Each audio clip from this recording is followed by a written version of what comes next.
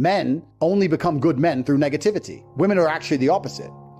Men who have been through a lot of pain are very kind. When I see a man who's been through a lot of shit, it makes you kinder. You don't want it to be put on anyone else. When women go through a lot of pain, they grow bitter and evil and mean. They don't grow kind. Men grow kind from pain. The worst men on earth are the ones who haven't had enough pain. Those are the arrogant pieces of shit people. You're supposed to suffer as a man. You're born to suffer. You're not supposed to get rich off a fucking stupid meme coin like that without doing any work. You're supposed to suffer. The whole reason God put men on this planet is to suffer. And the best men are the ones who suffered the most. I wouldn't be top G if I didn't suffer more than anyone else. You're a better man than everyone else if your life was a mess and it was a hardship. Because you're not what happens to you, you are how you react to it. And the best men on earth are men who have had their parents die, their best friends betray them, their girl betray them, thrown in jail, their money stolen, stabbed, robbed. And every time something happened to them, they sat there and they looked in the mirror and said, what can I learn from this? How can I stop this happening? Those are the best men. Those are the men respect. Those are the men women want. Why do women love scars? Look, they tried to kill him and they can't. That's why I want him. The best men suffered. You find a man who's never been through suffering and nobody gives a shit about him. Men don't like him and women don't like him. Men are no good without it. Lots of people are going through the world trying to get experiences, but they're so obsessed with getting the positive experiences that they never really experience life at all. People go through life and they say, I want to make money on a crypto coin, and I want to get rich, and I want to buy a Lamborghini, and then I want to get a beautiful girlfriend, I want to go on a boat in Miami, and all this positive, but there's no light without dark. You could do all of those things and you'd still be miserable if you didn't experience the dark. If you have not experienced true misery and pain, you'll never ever be happy. So if you're going through life as a man and you're looking for experiences over comfort, which is what you should be doing, which is what the great explorers of the world have always done, because they weren't looking for comfort. Comfort's at home. Experiences out there. All the sailors, all the warriors, they were looking for experiences. I love the negative experiences along with the positive experiences. I love jail because it's an experience. Is it a bad experience? Sure. But then my bedroom is beautiful once again, like it's never been before. How was that first sleep at? This is the point. Everyone's obsessed with the positive experiences, but nobody is chasing any kind of negative experience. I believe every man should be choosing to do something which is extremely hard, which they hate, which sucks, because you don't appreciate life at all without it. The reason people chase higher highs all the time, and the reason they're constantly taking drugs and trying to new pussy and drink more alcohol and chasing higher highs all the time, is because they don't experience any lows. You always want a higher high, but I promise you, the high you're at is fine if you balance it with a little bit of low. If you bounce down there for a week and come back to where you were, you're good. Constantly chasing higher highs is hedonism, which ends in one place. It always ends in a spiral, a downward spiral. You need to stay away from constantly chasing those things. You need to artificially manufacture some lows. I chose fighting because fighting will do that for you. It's hard, it's stressful, you're worried, you train all the time, you're exhausted, you win, you lose, you get hurt, you go hospital. There's a lot of negatives in it. There's not enough negatives in men's lives today. It's amazing how the human mind adapts to its surroundings. In some ways it's stressful, but there's no light without dark. In other ways, it's not very stressful. As a man, there is no easy life. If you're looking for an easy life, you should have been a girl. You made a mistake. Yep. Your life is not about being easy. Your life is not about being happy. Your life is always going to be difficult. All of the pain you feel, all of the sadness you feel, you're supposed to feel as a man, and you have two effective binary choices. You either go through the suffering and go through the trauma and go through the hardship it takes to be a man of value, or you suffer eternity as a nobody. And being invisible, I would argue, is almost worse. You can have a very stress-free life if you work in Starbucks. You don't care about the Starbucks once you clock off. You're not at work at the time. You go home, you play video games, and you exist until you die. That's stress-free, but you have to suffer being a nobody. Alternatively, you can go out there into the world, try and implement your mark on the world, work hard, try to get rich, more money, more problems. You can try and start a business, the stress of that. You can lose your girlfriend because all you're doing is working. This is a new level of stress, a new level of trauma, but at least you'll be a somebody at the end of it. There's two ways to suffer. You either suffer to become a somebody, or you suffer as a perpetual and forever nobody. What did Napoleon say? He said, glory is fleeting, but obscurity is forever. Absolutely. Glory is fleeting, but obscurity is forever. And when he says fleeting, that's a really good point, because everything in life is rented, especially your glory as a man. When you have a good body, it is not a good body as complete. It's not finished. You haven't completed the task. You have rented that good physical condition. You must train every day to retain it. I think God wants me to be the best possible version of myself. I think that God dislikes people who are lazy. I said this to somebody once and he got very offended. I said, God doesn't like lazy people. God has created you and he wants to see the absolute best you can be. I think that if you don't take care of yourself, God has no interest in taking care of you. If you have a Ferrari on the drive and you don't take care of it, who's going to take care of it? Nobody. I think that taking care of yourself and being the best possible version of yourself you can be is how you please God. I think that's one of the best ways to praise Him, is to wake up every day and say, I need to be the strongest, smartest, fastest, most fearsome, most stoic, most capable man I can possibly be. This is how I please God. I think that as a man, there's always going to be a degree of pain and suffering in your journey. I don't think you're ever going to become a successful man or be good at being a man without pain and suffering.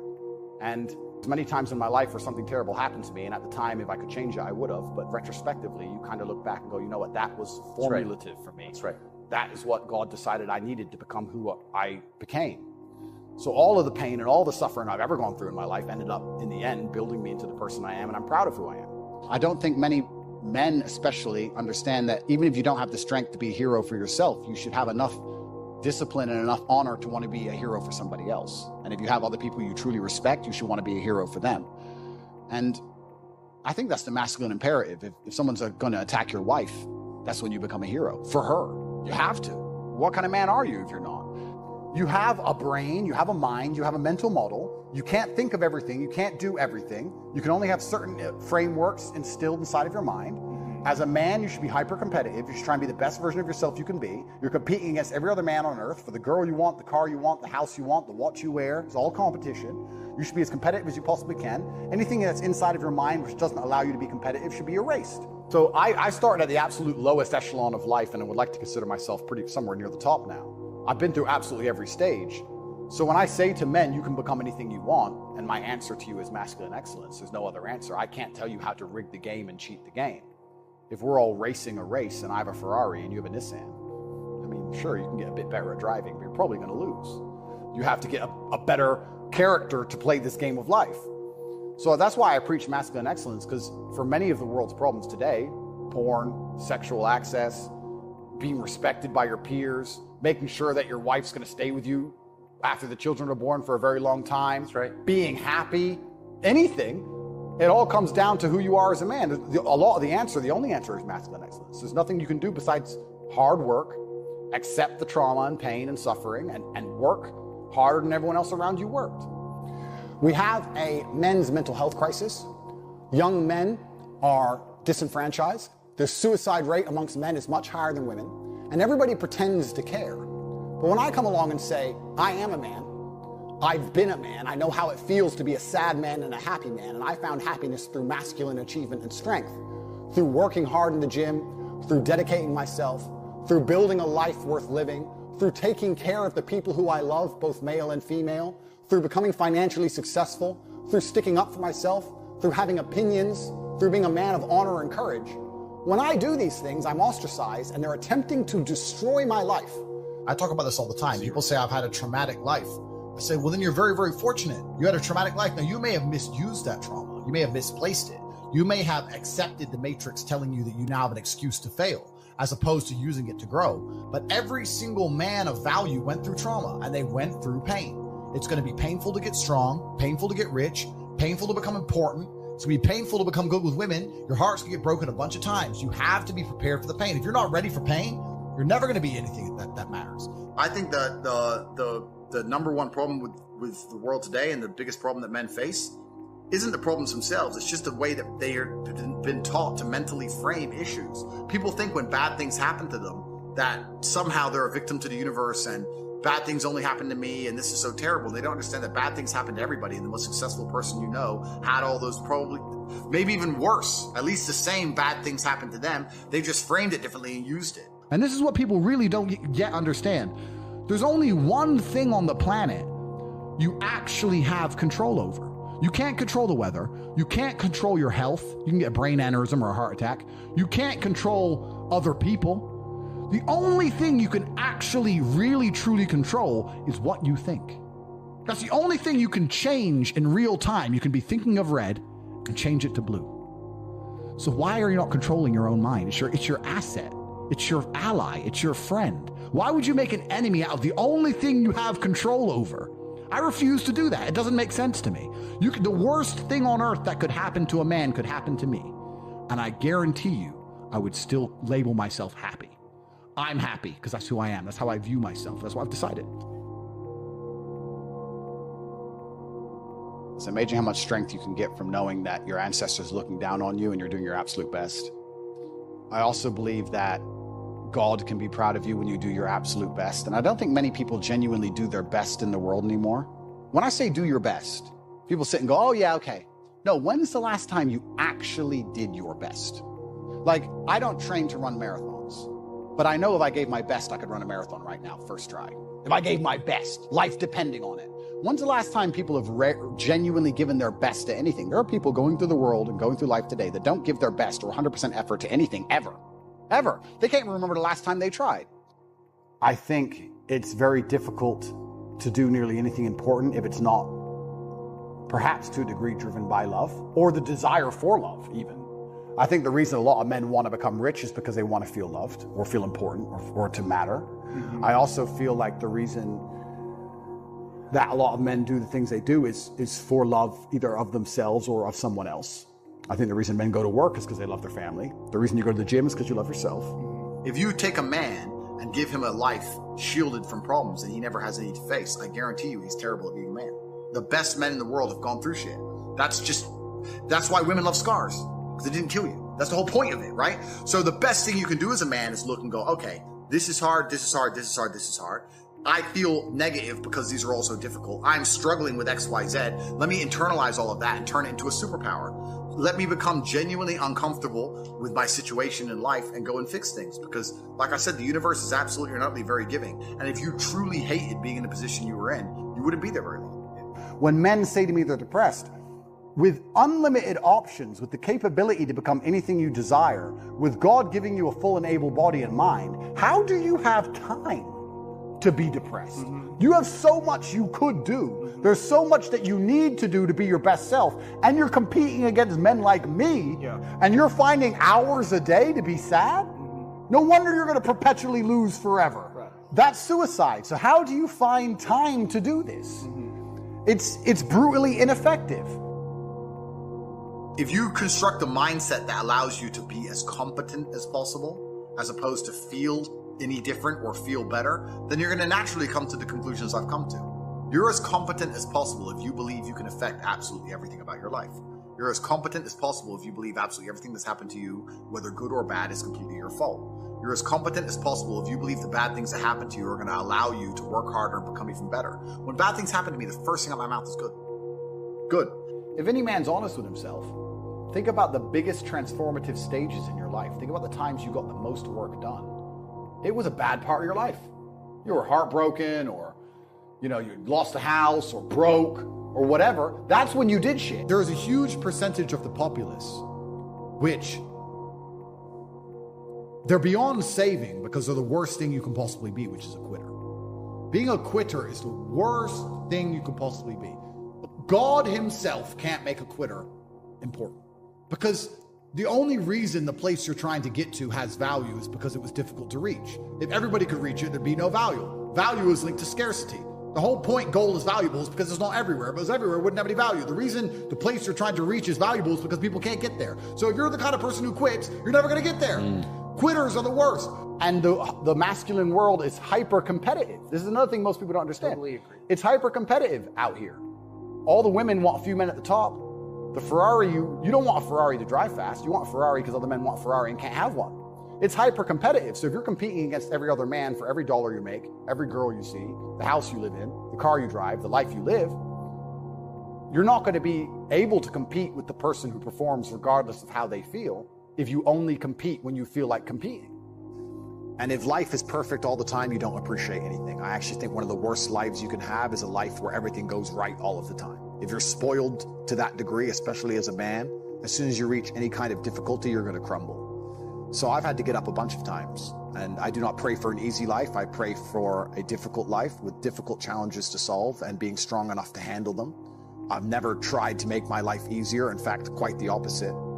If you really want an exceptional life and to do exceptional things, you can't only hope for the positive exceptional. The only reason you appreciate being rich is because you were poor. If you were born rich, you don't appreciate it. The only reason you appreciate being in good health is because you were once sick. When you're sick, you'll do anything to be healthy. If you've never experienced sickness, you don't know what health is. There is no light without dark. Perhaps I'll be a happier person and live a more fulfilled life and enjoy my fantastic benefits that come with wealth if I do go. Perhaps I can have a more positive message and more people will know my name if I do go, Matt. Perhaps I'm ready to martyr myself. Perhaps I am ready to charge at the gunfire. Perhaps I don't care.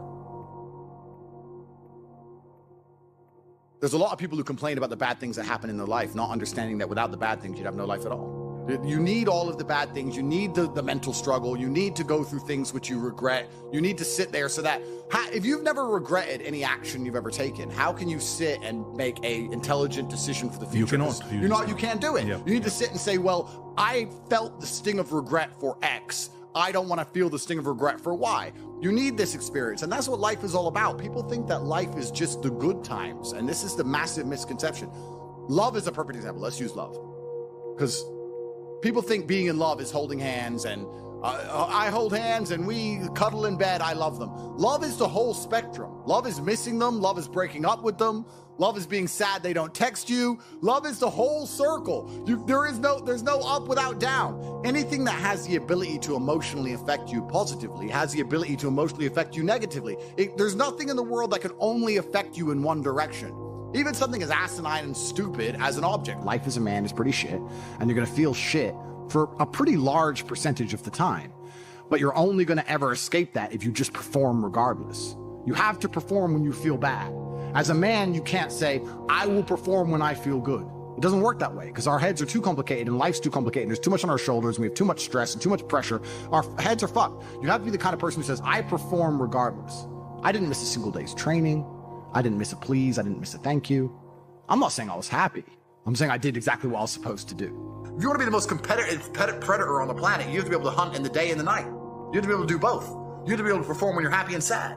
You can't only be able to perform when you're happy. You can't only go to the gym when you're motivated. You can't only be a competent person when your life's going well, because when your life's not going well, you're no longer competent. Then you're going to lose to people like me. And it's player versus player. If you're the kind of person who can only do well when you're happy and you're competing against someone like me who can do well all the fucking time, guess what?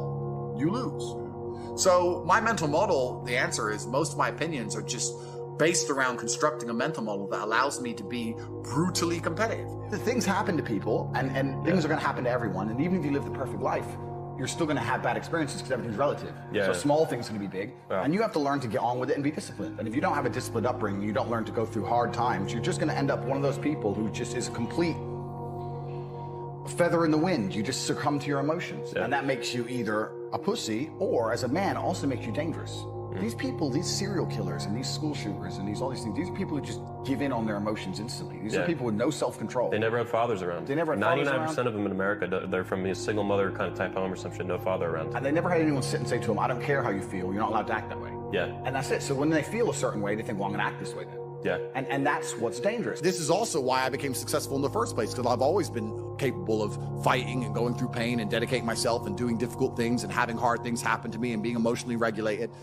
So perhaps what's so interesting about it is, even if I want the dark, no matter how deep I dive into it, no matter how much mess I try and get myself in, I'm just going to end up springing back and having more fans and more followers and more people talking about me and more social media. Bro, it's the money. emotional regulation that I'm worried about. I'm like, how the hell does this guy do it? Well, How do you manage that? Yeah, for me, it's relatively easy Because it's a new dark again. It is, but that's part of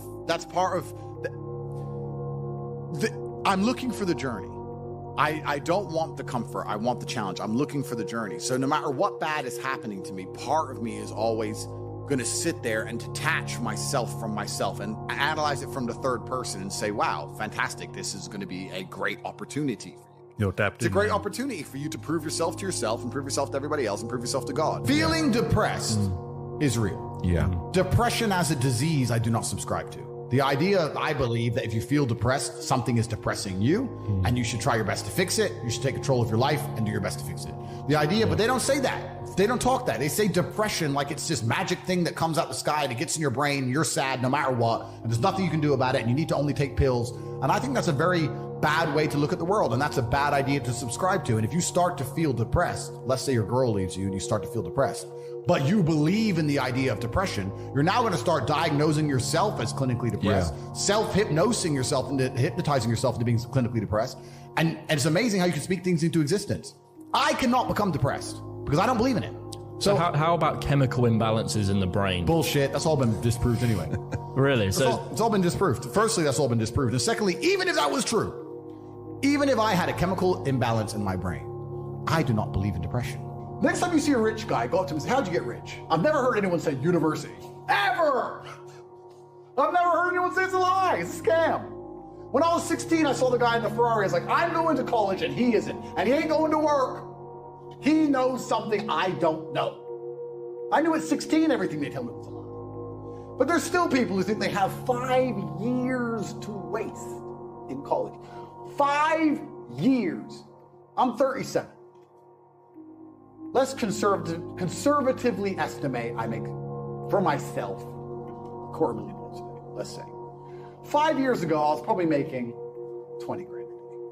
That's the difference 5 years can make. 5 years. And they're going to sit there and do what? Read a book from 22 years ago? Go party?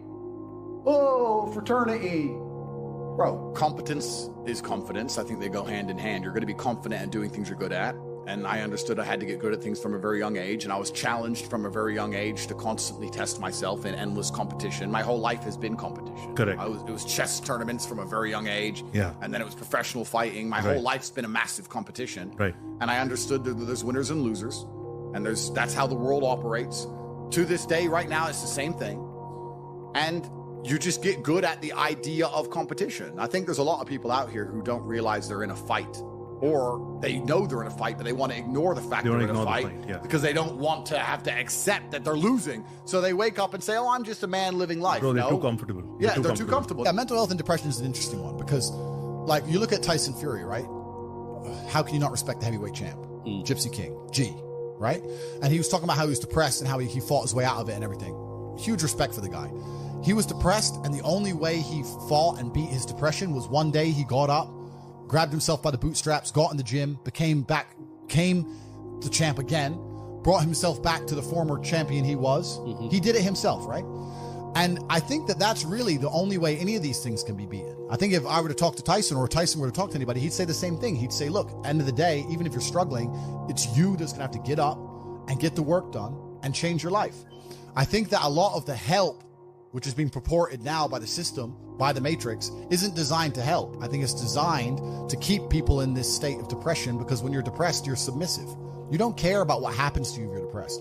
Depressed people aren't going to riot against a new law or against COVID tyranny because they're depressed. They're too busy. They're at home and they're sad. The best option, the best thing to do is still to get up, be an adult, control your emotions, be stoic, and do the things you're supposed to do day after day. Laying in bed and doing nothing is never going to be the best option. The best option is still to go to the gym, to work hard, to run your business, to be successful. So it doesn't matter. We're talking about the different positions on the chessboard. But if the rules of the game remain the same, regardless of the position you're still trying to win, you still have to do the same things. So does it even matter at this point? If you come along and say he's depressed because of X and he's depressed because of Y and he's depressed because of Z, and the answer to all of them is still the same thing, then I don't give a fuck why you're depressed. All I know, what I will say as a matter of fact, is this world is hyper competitive, especially as a man. How do you think men can build more confidence in like deciding their life instead of just letting it be decided for them? Yeah, so they have to take absolute responsibility, which is the first thing. The second thing, they have to get competence, and competence is going to allow you to have confidence. You're not going to be good at shit if you're bad at shit. You have to be good at things. You're only going to be confident at things if you're good at things. I know what I'm good at and what I'm bad at. So you have to go out there and take risks, and you have to make mistakes, and you have to risk it all. And once again, this comes down to competition. I think competition is such an important thing in the masculine world. Yeah. I grew up in the chess world, and I went in the fighting world. It was all extremely competitive. It's competition driven. You can't make excuses. If I sit here and say I lost a fight, cool, you lost the fight. But I lost the fight, but my gloves, when they were wrapped up, my hand was hurting, and then they excuses. Bro, you lost, G. Like, no one gives a fuck. Like, you have to understand that excuses don't matter. Nobody cares. Life's binary. Winners or losers. And you just have to take absolute responsibility for all of it. I was walking to college with a couple of my friends, and a Ferrari drove past. And I said, bro, you see that? And he goes, yeah, what about it? I said, doesn't that piss you off? I must be about 16. He goes, why? So this dude has 400 G's for a car, 400 grand. I'm walking 4 miles to college because my mom hasn't got any car. He has 400 grand. Do you think he works a job? Do you think he's fucking behind a counter somewhere? He knows something about the world that I don't know. Yeah. And they were like, well, he's rich. I'm like, yeah, I know. I didn't say he wasn't rich, dummy. I'm saying he knows something about the world I don't know.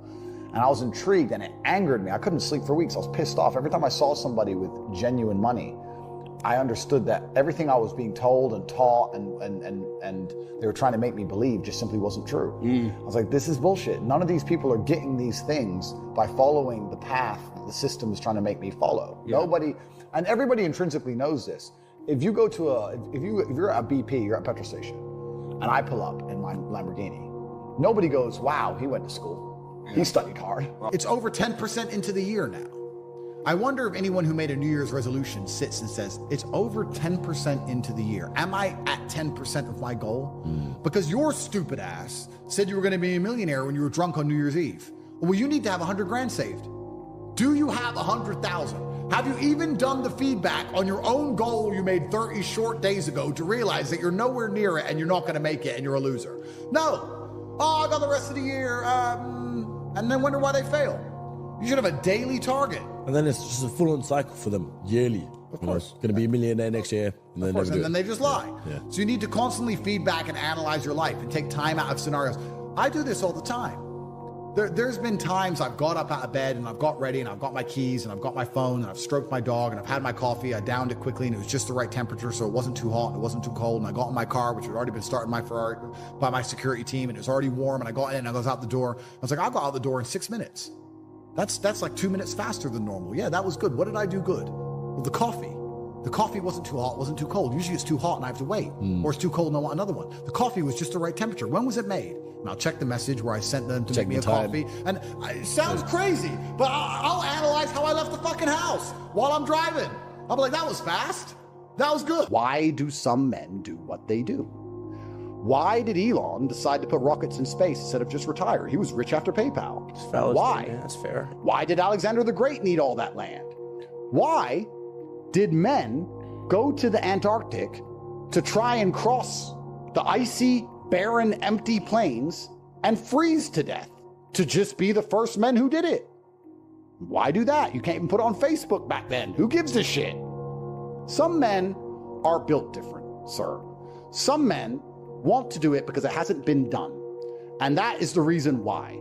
They do not need much more motivation than the fact they will be first. There isn't much motivation to get on a rocket and be the first man on the moon, because the probability is you're going to die or get stuck up there and never make it back.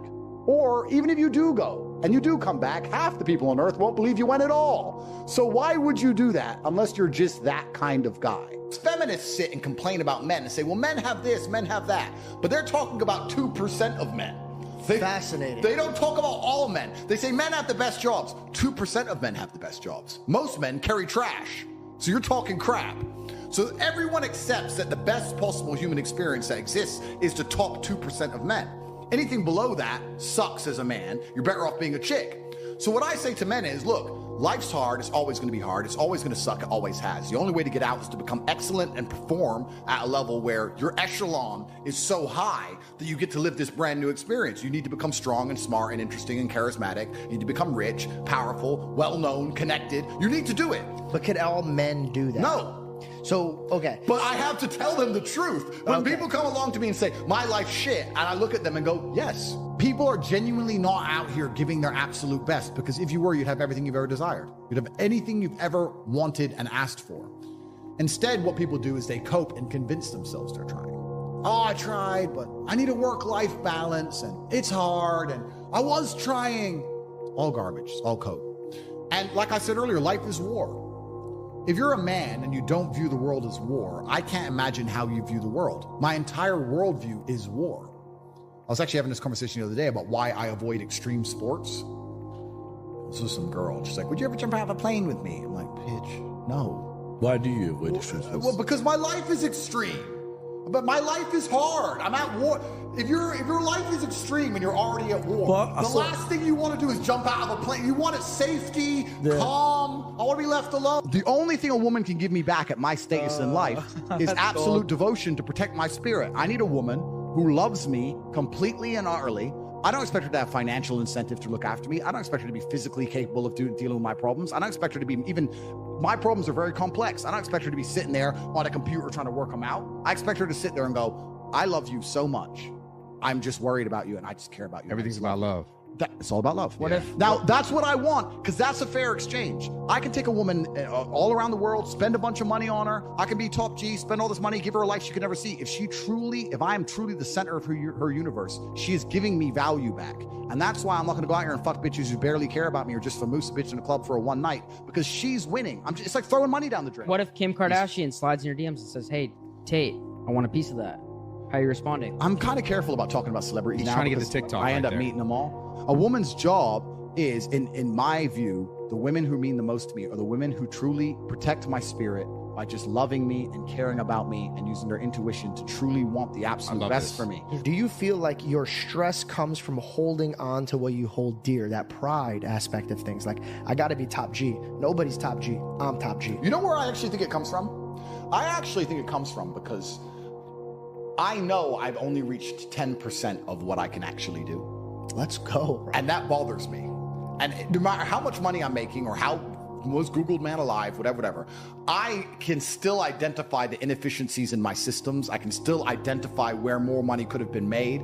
And money isn't that important. But like we said, money is a very simple way to measure success because it's numbers. Numbers are easy. Yeah. This number, that number. It's easy. What does a company do when it wants to measure the success of a company? It looks at the numbers. What does a YouTube channel do? It looks at the numbers. Numbers are easy. So if you're going to say, how do I be successful in life? Money's not everything, but it's a nice, easy way to measure because it's numbers. And then when you understand it's the time and energy of other people, you sit and go, okay, well, I have this large empire now, and I have all these people who work for me, and all these people I love, and all these people I care about, and all these children, and all this going on, and the world is getting more and more messed up, and everything's on a decline, and everything's being destroyed, and a certain number of people are going to become useless eaters, are going to be eradicated, and they're going to try and lock us all in our 15-minute cities for the climate or some garbage. That's coming in no time. How do I combat and fight all of this and protect all the people I care about? Well, I need the time and energy of others. I need an army, so I need money. It's not practice, it's feedback. If you don't analyze what you've done, then you're not going to identify your mistakes and where you can improve. I will watch this podcast back 10 times and I will realize all the times I stuttered or all the times I had to repeat myself or all the times I didn't use a word I was supposed to use. And that's why next time I do a podcast, it'll be better than even before. And that's also a lesson you can take and apply towards life. You can apply the feedback aspect towards life. Practice alone will not improve you. Practice is going to build habits. In fact, from fighting, I know this very well. If you allow a student to come and learn bad habits at the beginning, it's very hard to get out of them. This is why most people, when they talk on podcasts, are saying, I can't even listen to that shit. I'm like, you don't even speak English? Why are you sitting there? You don't speak English? Why it's so hard to get your point across? Well, if you can't get your point across compendiously and you can't articulate yourself in a concise manner, how do you expect other people to affiliate with your worldview? I've never met anybody who is in fantastic shape, and you say, how'd you get in fantastic shape? And he goes, oops. Don't know, bro. Just, oops. No, absolutely not. I went to the gym every day. I ate this particular way. I had a meal plan. I dieted. Nothing is going to happen on accident. Yeah. This mindset of when my ship comes in, one day it's just going to, well, you're going to win the lottery? Maybe. And that's another thing that's actually funny, talking about winning the lottery. I used to dream of winning the lottery, bro. How much is a lottery win nowadays? It depends on the win. Could be anything. 6, 7? No, not Europe. I don't know anything about the lottery because I think it sucks. But man, like, I used to dream of winning the lottery, thinking that my life would change. And now, like, 6, 7 million, that's a year. That's a year of jets. It's nothing. Like, it's not even money anymore. It's crazy how the perception changes. But even if you win the lottery, 90% of lottery winners within 10 years are in the exact same situation. Completely, because they think it's a lot of money. It's not even a lot of money. A couple of 6, 7 million pounds is zero in the real world. It's zero. Some people really need a female in their life because they need that kind of stability and direction and motivation. I'm not that guy. I do not need a woman to tell me to go work. I do not need her to tell me to put the video games down. I do not need to be cooked for and mothered. Like, it's nice if she does, but I'll survive. I did all this myself. I'll be okay. Like, the menial tasks you complete, I can hire somebody to do. It's not a big deal. I absolutely believe in love. I believe in family. I believe having kids is an amazing thing. But does that mean I'm ever going to live the completely traditional, I'm at home, wife says come home? That's never going to happen. That's not who I am as a man. If I have a woman who I love with all my heart and we have children, I'm still going to be out till whenever the fuck I'm out. I might be gone for 2 weeks. I'm out. See ya. See you in 2 weeks. If during those 2 weeks I meet a big booty cute, whatever. It is what it is. Doesn't mean I don't love my woman at home. Doesn't mean I'm not going to come back to her. But I'm just true to my instinct as a man. I don't think I should apologize for it. I think a lot of people are socially conditioned to apologize for things. That's not me. Because everyone pretends they give a fuck, but nobody does. Especially women. And I know I get attacked for women, but women truly don't give a fuck. If you ask a woman the kind of man she wants, she will never say depressed or sad, ever. She wants a man who is ultra capable, ultra competent. I've literally had women say to me, you know what I love being around you? I'm like, what? I don't have to think. I'm like, what do you mean? Because I just turn up and like, we just walk in the hotel and everyone, staff do anything we want and the jet's just on the runway and we just land and I'm in this beautiful place and I don't even know where I am and I get to just turn my brain off and it's great. Like, they want someone who is fun and spontaneous and charismatic and successful. They don't have time for sad dudes. They don't care. So the world doesn't care. The world has never given a shit about sad men. So if you're going to sit there and self-diagnose yourself as a sad man, you're going to have a shit life and nobody's ever going to give a fuck and you're going to perpetually lose forever. And that is your decision. I am so scared of being that person. The idea of that terrifies me to the point where I don't even want to accept that as a reality that can possibly exist. I don't give a shit what happens to me in my life. I don't care how bad it is. I don't care if the worst, most heinous things I could possibly imagine happen to me.